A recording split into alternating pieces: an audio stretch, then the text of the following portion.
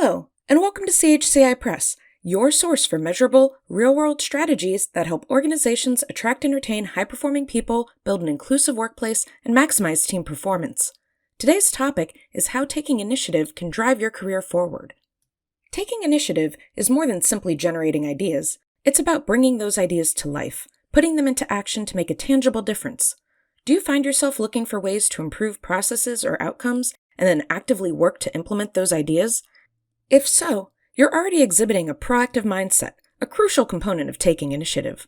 Organizations value initiative because it demonstrates a commitment to continuous improvement and innovation.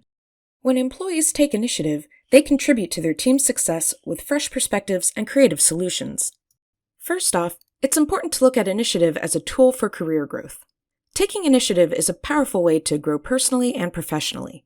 By stepping forward and embracing challenges, you're moving beyond simply completing tasks. You're developing key skills to elevate your career. Proactive engagement sharpens your ability to make informed decisions quickly. Facing and resolving new challenges helps you develop your creative problem-solving skills and adaptability, both of which are highly valued traits in most work environments.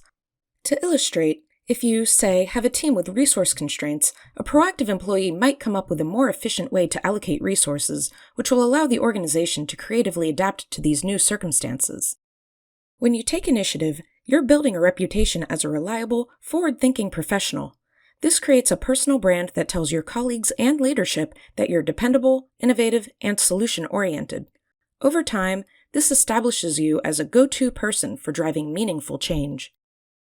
Now, let's talk about overcommitment.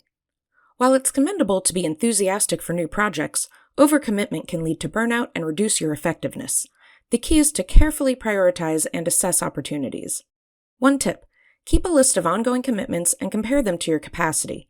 If taking on a new project might compromise the quality of your existing work, it's better to say no or delegate. To ensure you're choosing the right projects to invest in, there are 3 key questions you need to ask yourself. Question 1. Will this help me grow in my current role? Evaluate whether or not the project aligns with your goals. Will it allow you to gain new skills or improve skills you already have? If the answer is yes, then likely it's a valuable opportunity.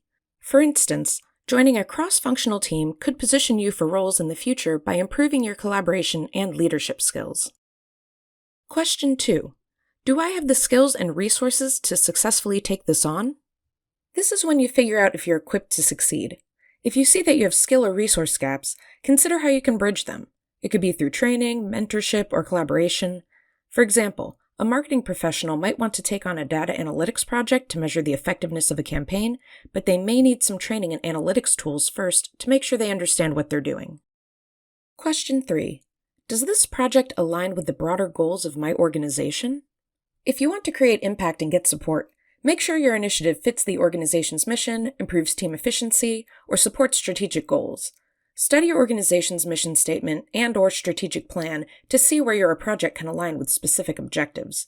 To give you an idea, you might have a proposal for a new way to increase customer retention.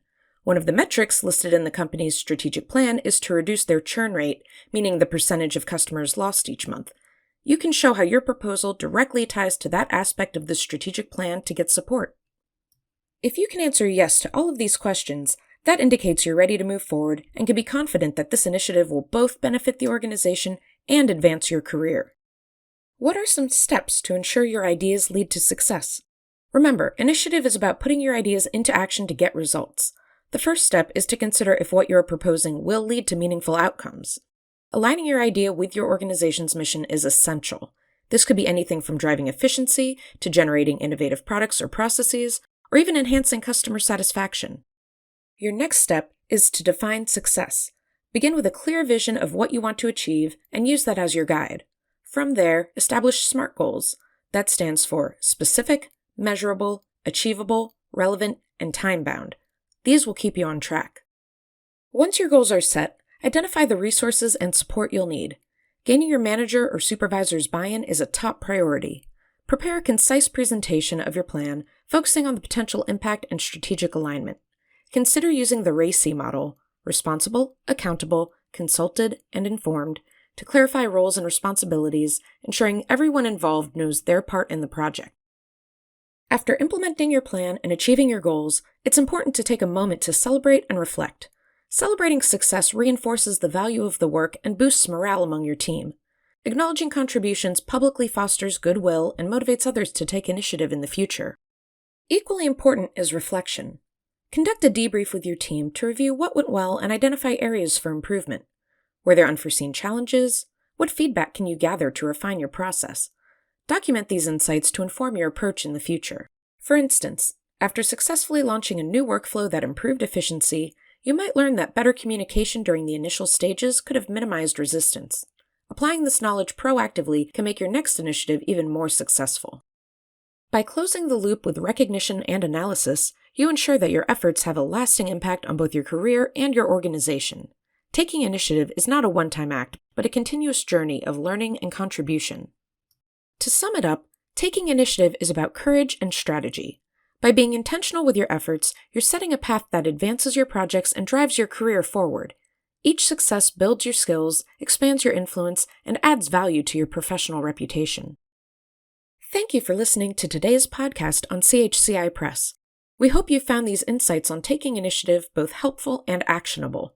For any questions or further information, don't hesitate to contact us at chcipress.com.